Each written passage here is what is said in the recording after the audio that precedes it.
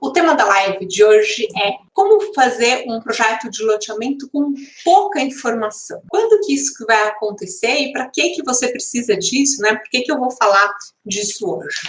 Bom, eventualmente, algum cliente vai chegar para você e vai querer fazer um estudo ali da área que ele tem, seja um cliente que é uma pessoa, ele é dono do terreno, ele quer saber o potencial da área porque ele está querendo negociar com alguém alguma parceria, ou mesmo seja uma loteadora, né, uma empresa grande que está ali captando novos terrenos e eles precisam ter uma informação inicial do terreno, né? Eles querem ter uma ideia inicial do terreno. E nesses momentos é muito comum a gente fazer projeto com pouca informação. Então, por isso que o assunto de hoje é como fazer um projeto com pouca informação. Para quem não me conhece, eu sou a Tatiana Rocha e eu ajudo arquitetos e engenheiros a aprenderem a desenvolver um projeto de loteamento do início até o fim, mesmo que você não tenha nenhuma experiência nesse assunto. Se você ainda não está inscrito aqui no Instagram e no YouTube, se inscrevam, ativem as notificações para vocês serem avisados das lives, quando subir vídeo novo no YouTube, tem post, tem muito conteúdo nas minhas redes sociais para vocês aprenderem sobre o projeto de loteamento. Combinado? Então, vamos lá ao assunto interessante desse vídeo. Como fazer um projeto de loteamento com pouca informação. A gente precisa, em vários momentos, a gente precisa desenvolver esse projeto inicial. Em vários momentos, a gente precisa desenvolver esse projeto inicial com pouca informação para fazer essa viabilidade para o cliente, né? Eu chamo de estudo de viabilidade aqui no escritório. Que é esse estudo para dar essa informação básica que o cliente precisa para saber se aquela área tem um potencial de ocupação.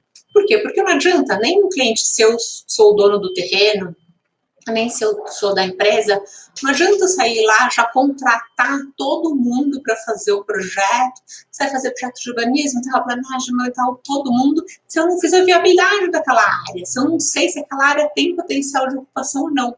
Porque quantos projetos eu já peguei que você estuda a área e ela não tem um bom potencial de ocupação, não está dentro dos parâmetros, né, das premissas que a empresa às vezes deseja.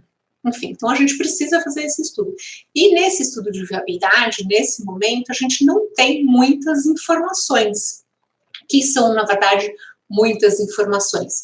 Às vezes a gente tem só ali a matrícula da área, às vezes a gente não tem um levantamento topográfico, não tem um diagnóstico ambiental, você não tem as outras informações que são necessárias, né, que são pré-requisito para o desenvolvimento do seu projeto urbanístico. Mas isso não pode ser um impedimento para o desenvolvimento do projeto, não nesse momento, tá? Eu sei que até pode ser um contrassenso eu falar isso aqui, nossa, mas você fala sempre que tem que ter as bases do projeto para fazer o projeto, sim. Mas nesse momento de estudo de viabilidade, a gente trabalha com poucas informações. É muito comum para todos os arquitetos, na verdade, desenvolverem esse estudo de viabilidade com poucas informações.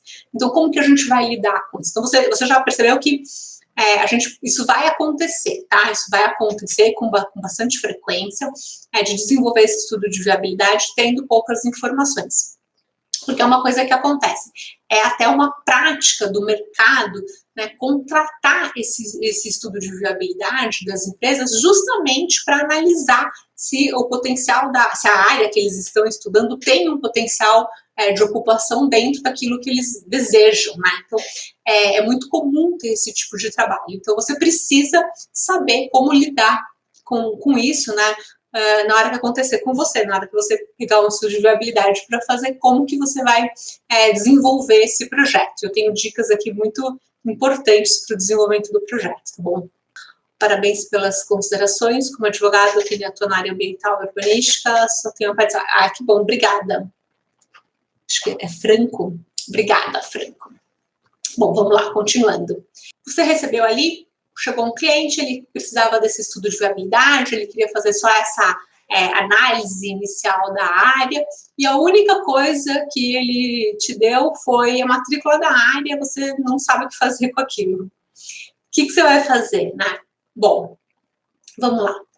O primeiro ponto não adianta se desesperar e falar, eu só tenho a matrícula da área.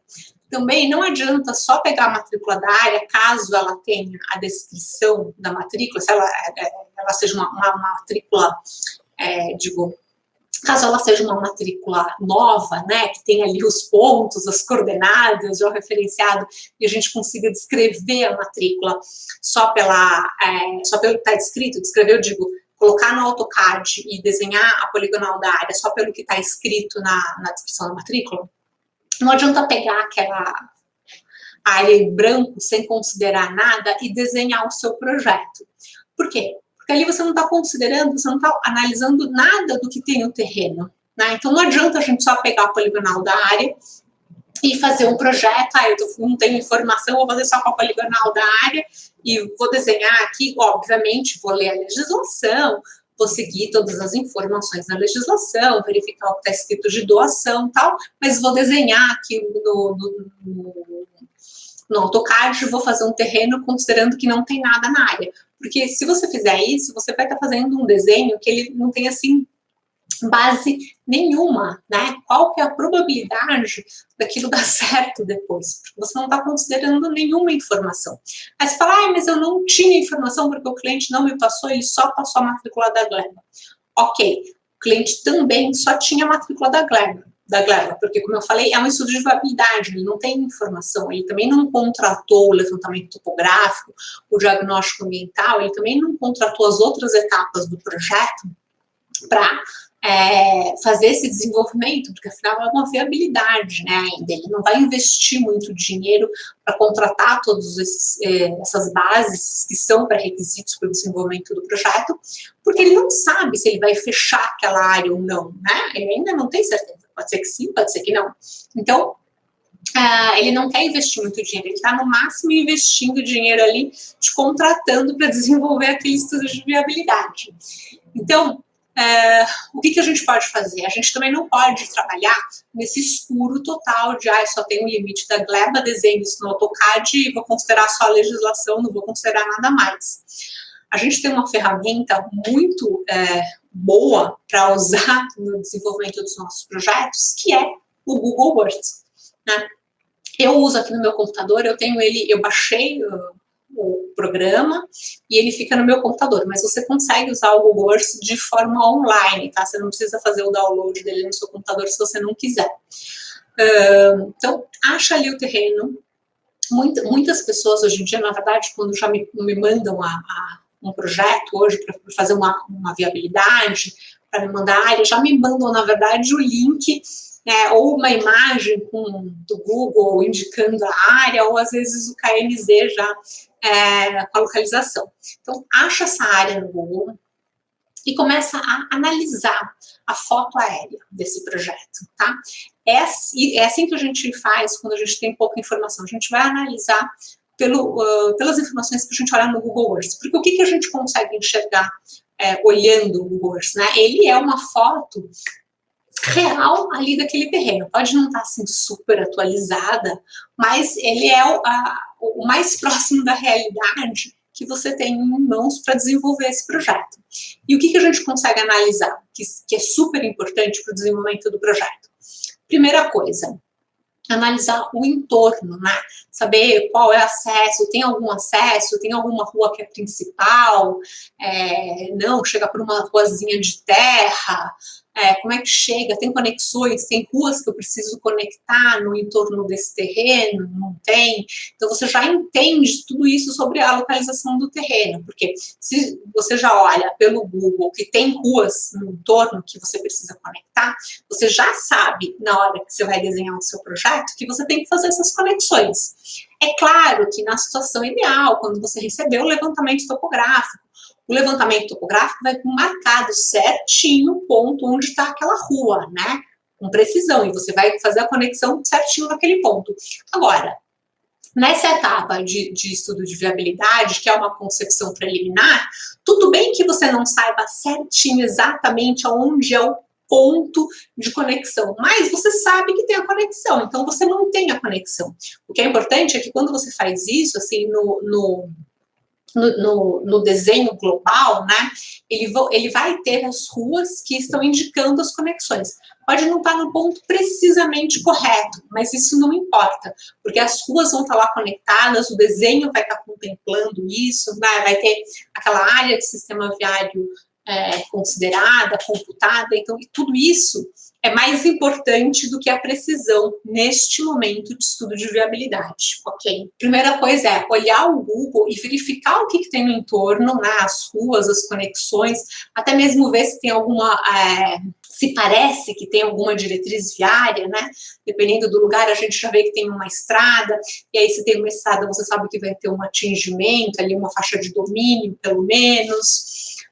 Às vezes a gente também enxerga assim, aqui tá vindo, assim, o terreno do lado tem uma rua super larga, tá acabando no meu terreno, provavelmente aqui é uma diretriz viária, talvez você tenha que seguir, você consegue analisar essas coisas, tá bom? Isso é bem importante. O segundo ponto que a gente pode analisar no Google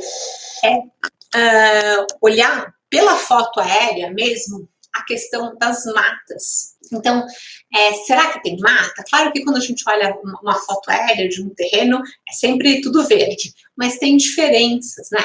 Uma mata verde escura, ela indica que é uma mata mais fechada, uma mata mais clarinha, mais, né, rareada, assim, não é uma mata tão fechada. A gente percebe, às vezes, se tem árvores isoladas no terreno, a gente consegue perceber isso, né? Olhando a foto, você vai falar, são árvores isoladas. Então, você consegue ter alguma ideia sobre a questão da vegetação. Vai se substituir um diagnóstico ambiental? Nunca, porque você não sabe que tipo de mata é aquela só de olhar.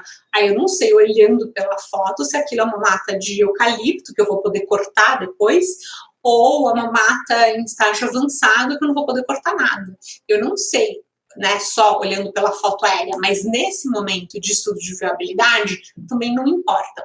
O importante é que tem uma mata e você já consegue ter mais ou menos a dimensão dessa mata e você consegue considerar isso no projeto. Aí talvez você pense, mas se é um eucalipto que eu posso cortar, eu vou considerar como mata e depois vai cortar? Bom, é menos mal você considerar o eucalipto como mata e depois, não é mata, eu posso ocupar, do que você não considerar nada como mata e depois ter uma mata que ocupa lá 20% do seu terreno e você perde 20% de área vendável. Tá bom? É sempre melhor a gente ser mais restritivo do que a gente ser menos. Sempre, tá? É um lema, tenham em mente isso sempre com vocês na hora do desenvolvimento do projeto. É sempre melhor ser mais restritivo do que menos restritivo na hora de desenvolver o projeto. Então, tem ali uma vegetação, você vai marcar como vegetação. Isso aqui está muito ralinho, tá bom, você não precisa marcar, pode deixar passar. A gente consegue enxergar também pelo Google se tem algum rio, por duas razões. Primeiro, que um rio ele nunca é uma coisa única, ele nunca é pequenininho e está ali só no seu terreno, né? Ele vai passando, ele é maior, ele vai passando pela cidade, enfim, até chegar num rio maior, então você consegue, olhando pelo Google, não só assim, especificamente na sua área, mas olhando no entorno, você consegue enxergar isso, né? Isso aqui tem um rio, está indicando que tem uma conexão, você consegue enxergar. Ele tem uma cor mais escura, ele é um verde mais escuro, ele tem uma textura mais lisa, a mata tem uma textura, a gente percebe que a mata, ela tem mais textura, tá? Por ser mata. O rio ele é mais liso, ele é uma cor mais azulado, mais verde escuro, assim. Ele tem uma cor diferente, uma textura mais lisa. Então, você consegue enxergar e você consegue enxergar mais ou menos o caminho. De novo, você vai marcar super certinho aquele rio? Não, vai ficar mais ou menos. Mas você consegue, pelo menos, ter a indicação de onde está passando esse rio dentro do seu terreno.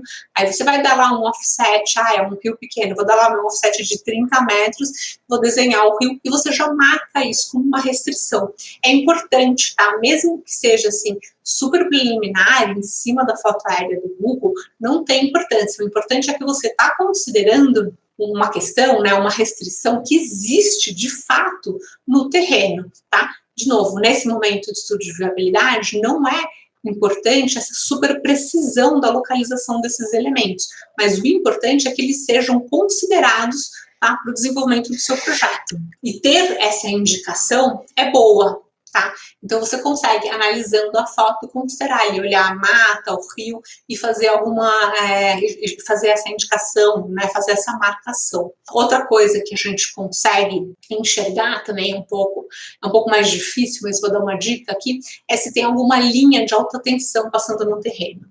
Por que é mais difícil? Porque a torre de alta tensão, embora ela seja uma coisa assim gigante, né, que a gente olha assim, ela é gigante, em planta, quando a gente olha na planta baixa, ela é muito fina, né? Aquela estrutura da torre, ela é muito fininha, é tudo muito fininho, então não é sempre que a gente consegue enxergar a torre de alta tensão, ela geralmente aparece como um quadradinho, tá? Ela parece um quadradinho assim, tem um risquinho, é bem pequenininho.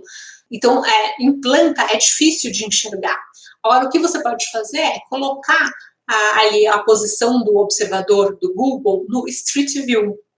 E aí, se tiver o Street View no seu terreno, né? Nem sempre tem, às vezes o terreno não, a gente coloca no Street View, mas é chapado, não aparece nada. Mas coloca no Street View, que é o observador do ponto de vista da rua, né, que você enxerga ali o 3D, né, o entorno ali, as ruas e tal. Se tiver essa opção válida no Google, você consegue olhar, e aí olhando visualmente o entorno, você consegue identificar a torre de alta tensão, tá bom? Então, a primeira dica para achar a linha de alta tensão é essa, de colocar no Street View, tá? E olhar, dar uma volta assim e ver se tem ou não. A segunda dica para achar a linha de alta tensão, olha no entorno. Geralmente, quando tem uma linha de alta tensão, muitas prefeituras, elas pedem sistema viário em volta, né, na linha de alta tensão, ou as próprias pessoas, na hora de desenvolverem o loteamento, elas colocam ruas na faixa não edificante da linha de alta tensão. Porque você tem ali a linha de alta tensão da rede elétrica, né? Tem a faixa de domínio e depois tem sempre os 15 metros ali de faixa não edificante. Essa faixa não edificante é uma área que não pode ser aproveitada. Então, normalmente, o que a gente faz? A gente coloca o sistema viário nessa faixa, até para não perder, já que você não vai ser não edificante, pelo menos eu coloco como viário, eu não perco área que eu posso estar aproveitando como loteada. Então, é muito comum a gente ver, assim, ruas paralelas, né, com uma largura que não é suficiente para ter um lote, mas também não é exatamente uma avenida, porque não é um canteiro central tão pequeno, então você vê ruas paralelas, assim, tá? Olhando pelo entorno. Então, dá uma olhada, olha assim um pouco o entorno. E aí, se você achar que tem umas ruas ali paralelas, que não tem largura para ser avenida, não cabe um lote, dá uma olhada, né? Quando você vê essas ruas paralelas, dá uma olhada para você ver se você enxerga ali uma torre de alta tensão, se você enxerga essa identificação, alguma coisa. Então, essa é a segunda dica para a gente enxergar a linha de alta tensão. Tem outras restrições que a gente não vai conseguir saber olhando a foto do Google. Por exemplo, se tem um oleoduto, a gente não vai conseguir saber olhando pela foto, porque isso fica totalmente enterrado e a gente não tem essa informação. Mas é provável que, se isso existir na área, e tenha alguma indicação na matrícula da área, se ela for uma matrícula mais nova, e se ela for uma matrícula muito antiga, não vai ter. E se tiver, é provável que o dono do terreno, né, ele saiba que existe isso, porque afinal de contas, para passar um oleoduto no terreno dele, ele teve que fazer dar essa servidão de passagem, né, para a concessionária que administra, então é provável que ele saiba. Então, eu digo é provável porque tem proprietário que às vezes não sabe, às vezes comprou o terreno, era de outra pessoa, não tem todo o histórico, esqueceu, sei lá. Às vezes também não fala, então, é uma informação mais difícil da gente ter. Aí você vai fazer sem ter essa informação, tá bom? Mas isso é bem menos comum de aparecer. A linha de alta tensão ela é um pouco mais comum de aparecer, tá?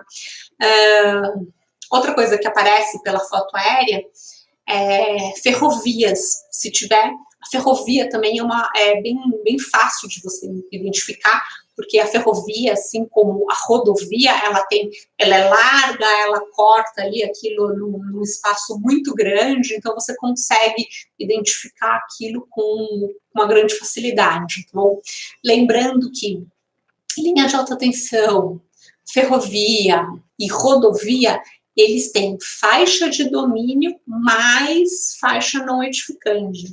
São duas coisas. A faixa de domínio é para a concessionária ampliar ali a rede, se ela precisar. E a faixa não edificante, ela é uma faixa de proteção. A faixa de domínio é definida pela concessionária. A faixa não edificante é definida pela prefeitura, vai estar escrita na legislação municipal, a mesma legislação que você lê para encontrar o tamanho do lote, as doações de áreas públicas e tudo isso, vai estar escrito a largura dessa faixa não edificante, certo?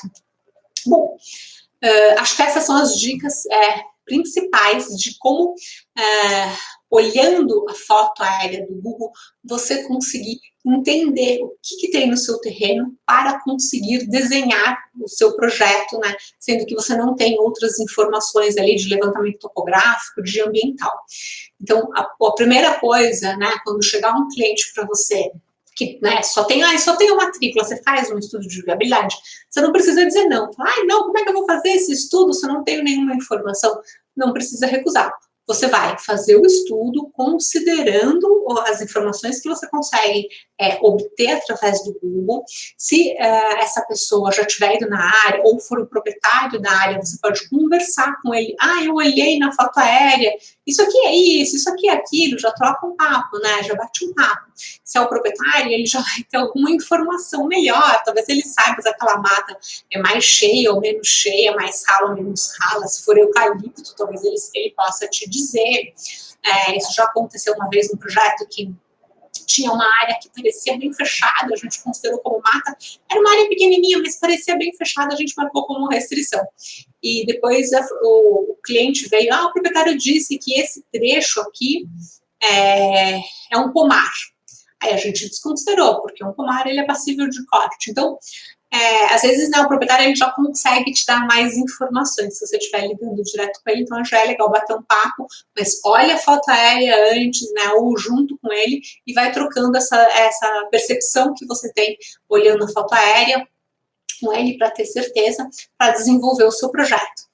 E a legislação, ela sempre vai estar disponível, né? A legislação municipal, ela sempre vai estar disponível no site, não são todas as prefeituras que têm um site muito bem organizado. Se por acaso você não conseguir achar a informação no site, liga na prefeitura e peça para eles te enviarem a legislação. Isso é uma coisa fácil para eles de fazerem, tá? Não me lembro nunca de ter tido algum problema. Às vezes tem aquela coisa de que só o fulaninho que sabe qual lei é, e fulaninho não está aqui hoje. Mas de modo geral, é bem fácil você conseguir informação da legislação da prefeitura, eles vão te indicar em que parte do site você consegue baixar a legislação, tá? A legislação é fácil de conseguir. E trabalha com a foto aérea sempre considerando, sendo o mais restritivo possível. Então, considera mata, tudo ele está com verde escuro, considera tudo como mata, você não sabe se pode cortar, se não pode, você não sabe o estágio de vegetação só de olhar a foto, então considera que tudo é mata, considera todas as restrições, na maior possibilidade, né, dessas restrições, e desenvolve o seu projeto considerando isso que você está enxergando em cima da foto aérea, tá? É preliminar, não tem aí uma grande precisão, mas ele vai te dar um número mais verídico, e ele vai te dar um projeto, uma ocupação daquela área mais compatível com a realidade. E isso é muito importante quando a gente está fazendo um estudo de viabilidade, porque o cliente, ele precisa ter uma informação ali para saber, né, para basear seu negócio, né, se ele vai fazer essa área, não vai fazer, né, vale a pena, não vale a pena, enfim. Então, é importante que a gente tenha, que a gente considere todas essas informações para desenvolver um bom projeto. Porque se a gente faz, como no começo, peguei só ali a matrícula, peguei o terreno, desenhei aquela matrícula poligonal no AutoCAD, porque, enfim, dava para desenhar com os pontos da descrição, e fiz o projeto, eu não vou estar atendendo nada dessas restrições que podem existir no projeto, e aí você vai fazer um desenho, né, que você vai doar certinho, você pega um terreno, você não tem nenhuma restrição, você não sabe, aí não tem nenhuma restrição, aí você doa certinho ali a área institucional, você doa certinho o sistema de lazer, você doa certinho o sistema viário, você ocupa todo o resto e de repente não é aquilo, né? Porque as restrições do terreno, elas vão te impor um desenho diferente que com certeza vai mexer na ocupação e nessa viabilidade, né, nesse quadro de áreas, tá? Falando de uma forma um pouco mais prática em termos de desenho. Por exemplo, de repente você tem um rio ali, que, né, tem um rio, tem a APP do rio, e aquela prefeitura, ela diz na legislação dela que no entorno do rio, né, passando a área de preservação permanente, você precisa colocar uma rua marginal, né, aquela área de preservação permanente. Não pode ter nenhum lote privado, nem lote público. Às vezes precisa ser uma rua e considerar aquilo como área verde, como um parque. E isso muda o seu projeto, né? Muda a forma de desenhar, como que você vai desenhar as outras ruas, você não vai poder colocar lote encostado para essa área verde. Então isso muda a concepção do seu projeto. E isso, de repente, pode dar um sistema viário um pouco maior no desenvolvimento do seu projeto. O que não quer dizer que vai inviabilizar o seu projeto, de forma alguma. Mas é uma coisa que você vai ter que considerar na viabilidade daquele projeto. Tá? Vai ficar diferente do que se você não estivesse ocupando nada, estivesse fazendo ali a máxima ocupação possível, né? Sem ter nenhuma restrição. Bom, acho que era isso. Se alguém tiver alguma dúvida, perguntas. Outra coisa importante aqui. Quando a gente faz esse estudo, né, com pouca informação, o fato de você ter pouca informação sobre a área em si, não quer dizer que você não vá checar a legislação ou ir só na informação que o teu cliente te passou. Eu recebi aqui o terreno e o meu cliente ele já disse que aqui é lote de tanto e dá para fazer com tanto de doação e assim, você confere na legislação, sempre confira na legislação. Por quê? Porque não é porque o zoneamento do vizinho pode lote de 250 metros, que na sua área, de repente, também vai poder lote de 250 metros quadrados. Às vezes você está exatamente no limite do zoneamento e vai fazer uma diferença, né? Aqui é uma área e no seu é maior, você pode estar no limite do zoneamento. Da mesma forma, às vezes aquele loteamento, ele é antigo, e aí o plano diretor foi alterado, o zoneamento foi alterado, e na hora que você vai desenvolver o projeto naquele terreno, é outro plano diretor, é outro zoneamento, ainda que seja, de repente, a mesma área, eu digo, né, a mesma macrozona, enfim, mas é um novo plano diretor que tem um outro tamanho do lote, tá? Então, assim, sempre importante você mesmo confirmar todas as informações que você recebe. Confirma a legislação, tá? Confirma a situação da gleba, analisa por você, tá? Porque você precisa ter essas informações corretas para desenvolver esse projeto, né? Tendo aí poucas informações para fazer esse estudo de viabilidade. Bom, gente, acho que era isso que eu tinha para falar para vocês hoje. Espero ter ajudado vocês, né, no desenvolvimento de um projeto, quando você tiver que desenvolver um projeto com poucas informações. Um outro ponto que eu lembrei agora. Como que a gente faz em relação às curvas de níveis, né? Pegou ali um terreno que você recebeu só a matrícula e olhando pela foto aérea você não consegue ter uma noção do que é a curva de nível, né? Antigamente pelo Google a gente até conseguia baixar a curva de nível, pelo Google você conseguia baixar a curva de nível, mas eu não confio. A gente usava isso no escritório há um tempo atrás, mas a gente parou de usar porque não é muito confiável, sabe? Estava dando um pouco de erro isso, em relação depois quando fazia o projeto, a gente acabou parando de usar isso, tá? Eu prefiro trabalhar só com a foto aérea, sem considerar a curva de nível, mesmo que venha do Google, não considero a curva de nível. Eu prefiro trabalhar só com a foto aérea. A questão da declividade, a mesma questão. Se você usar o Street View, você consegue, se tiver o Street View ativado, você consegue ter uma noção mais ou menos se a área tem declividade ou não, tá? É meio superficial. Se você não tiver ido visitar a área, você pode perguntar para o seu cliente, né? Você foi na área, como é que é? Conseguiu falar com o proprietário? Tem muita declividade, baixa declividade? Você pode perguntar isso para o cliente, tá? Para ter uma noção de como é. E se a informação for que é uma área que tem muita declividade, o que você vai fazer na hora de desenhar aquele projeto? seja mais restritivo, né? Então, você fez ali o projeto, marcou a app, marcou os fios, marcou a mata, na hora que você for desenhar, o que você vai fazer? Não encosta em nada, não encosta na divisa, não encosta na app, tá? Tipo uns 10 metros de distância de cada uma dessas coisas. Por quê? Porque cada rua que você fizer vai gerar um talude. Tá? Então, eu tenho que pôr uma rua ali colando a app, porque a prefeitura pediu. Deixa 10 metros de folga do limite da app, porque depois aquela rua vai gerar um talude. Na hora que você desenhar o seu projeto, não faz aquelas ruas todas super encaixadinhas, assim, que dá aquele offset assim, super certinho, e ali chegou na última rua, não cabia direito, mas esmagou, apertou e fez caber mais uma rua. Não faz isso, porque se for um terreno que tiver muita declividade, isso vai dar errado, com certeza, porque na hora que você tiver que for fazer a obra, que for fazer o projeto de terraplanagem, vai ter talude nisso. Então, faça um projeto com folga, tá? Deixe espaço, eu gosto de deixar 10 metros mesmo. Não falei 10 metros aqui aleatoriamente, falei porque isso é o que eu faço mesmo aqui no escritório.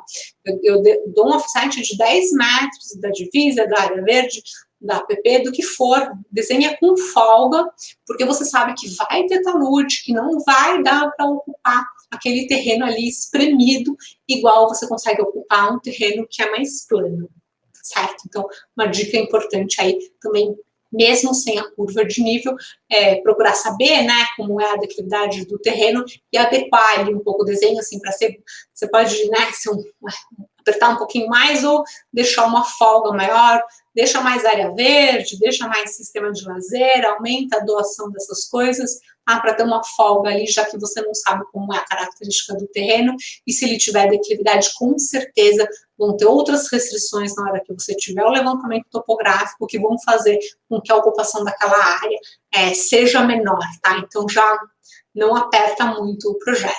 Aliás, acho que todo estudo de viabilidade a gente não deveria apertar demais o projeto. Alguns clientes, eles pedem isso, não, mas cabe um latinho aqui, não, mas cabe um latinho aqui, mas... E aí eu fico pensando, para quê? E às vezes eu falo para eles assim, mas para que a gente está considerando isso no estudo de viabilidade? Você está aumentando um lote em áreas assim que você nem sabe se vai dar para ocupar direito, e depois você faz uma viabilidade com aquele número, lindo, uma ótima ocupação para encantar o parceiro e o proprietário da área, e depois, quando o projeto... você faz o levantamento topográfico, ambiental, quando você desenvolve o projeto, gente, a gente sempre acaba perdendo um pouco de área vendável, tá? Porque, assim, tem N coisas que surgem depois, né? Então, assim, a própria questão dos taludes, às vezes, é um motivo de perda. Aí, às vezes, você tem que ter viela para passar o esgoto, às vezes precisa construir um reservatório de água, ou uma estação elevatória de esgoto, ou a prefeitura faz alguma exigência, alguma diretriz viária, uma rua que tem que ser mais larga, assim, nunca acontecem situações de aumentar a ocupação. Sempre aparecem coisas de perder a área. Perdeu área com isso, perdeu área com aquilo, perdeu área com aquilo. Então, não faça, né, quando a gente está nesse estudo de viabilidade, muito em cima ali, máxima ocupação possível, porque isso depois, quando virar projeto, não vai dar certo, tá? Vai acabar perdendo área. E aí, como eu falei, a gente tem que ser o mais restritivo possível. E ser o mais restritivo possível significa ter essa folga na ocupação da área, porque se você ocupa tudo, você não está sendo restritivo, você está permitindo tudo. E depois, na hora que chegar o projeto e surgirem aí outras restrições, você deu ali um potencial de ocupação que não vai se comprovar, né? Vai se tornar real. Então, seja mais restritivo, não ocupa tanto, dá uma folga em todo o projeto, precisa doar 5%, doa 5,5%, precisa doar 10% do sistema de lazer, doa 11%, porque ele já vai te dando um jogo, sabe? Espaça um pouco ali, espaça um pouco ali, vai dando uma folga para você não trabalhar muito no limite da área, porque depois, na hora que vier o projeto, com topográfico, ambiental, a divisa da gleba correto, isso não vai parar de pé, tá bom? muita experiência com isso, com projeto de viabilidade, em que a gente forçou demais a mão, a pedido do cliente, ocupa mais, ocupa mais, ocupa mais, e depois quando chega o projeto não dá para fazer toda aquela ocupação, tá? E aí a gente precisa agradar o cliente, mas a gente também precisa fazer um projeto que é viável, né? Não adianta você fazer um projeto que aí deu um número lindo para agradar o cliente, mas depois aquilo não para de pé, não tem interesse nenhum. O cliente vai falar, mas o seu projeto não deu certo, aí você vai lá explicar para ele que foi ele que funcionou, ele não vai aceitar muito. Fazer estudos de viabilidade é um projeto bem comum. Eu digo que é até um projeto assim, tipo, de entrada para você desenvolver no seu projeto, né, para conseguir captar clientes, é um bom projeto, mas tenham em mente todas essas considerações que eu falei no vídeo de hoje para desenvolver um projeto quando vocês tiverem poucas informações, tá? E lembre-se sempre, é melhor ser mais restritivo do que menos. A história prova que os projetos sempre perdem área por N razões ao longo do desenvolvimento do projeto, ao invés de ganharem área. Então, não começa já com um ponto de partida de uma ocupação muito alta, porque isso não vai parar de pé no desenvolvimento do projeto. Combinado? Então, espero vocês quarta-feira, às 5 horas da tarde. E aqueles recadinhos de sempre. Se você gostou do vídeo, curte, compartilha com seus amigos, manda para as outras pessoas que você acha que vão se interessar por esse tema de projeto de loteamento. Me ajudem a compartilhar e a divulgar esse conteúdo sobre projeto de loteamento. É um conteúdo que pouco falado e que mais pessoas precisam aprender, né, e entender sobre esse assunto. Então é isso. Espero vocês na quarta-feira e até mais.